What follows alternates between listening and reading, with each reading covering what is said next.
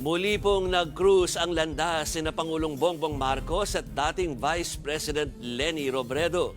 Pero ngayon, wala na raw itong kinalaman sa politika. At para pabigyan ng mukha ang balita, Mobile Journal, Julie Baiza.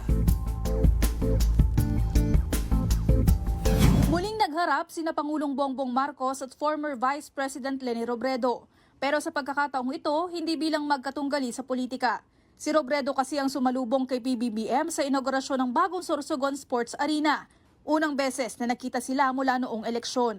Paliwanag ni Senate President Cheese Escudero, siya ang nag-imbita sa dating Vice Presidente.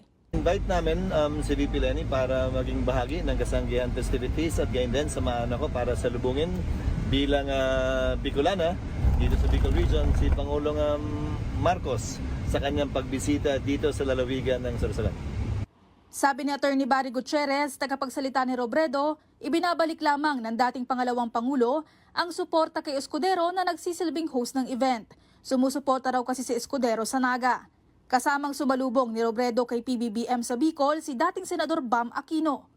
Sa kanya namang talumpati, binigyang halaga ng Pangulo ang pinasinayaang stadium para sa pagsasanay ng mga atleta. Sa tulong nito, mabibigyan sila ng pagkakataon upang mahasa pa ang kanilang mga talento.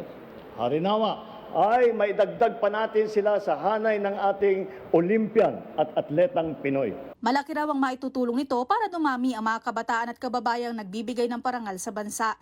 Bukod sa sports, magagamit din ang arena sa konsyerto at iba pang pagtitipon. May kapasidad kasi ito ng higit 15,000. Kaya hiling natin may kakailang simbolo ng progreso ang Sorsogon Sports Arena. Sumasailalim ito sa patuloy na pagsisikap, pagtsatsaga at pag-unlad ng mga Sorsoganon at mga Bicolano. Tinapos naman ng Pangulo ang talumpati sa paghiling sa mga Bicolano ng tulong at pagkakaisa sa pag-unlad ng bansa.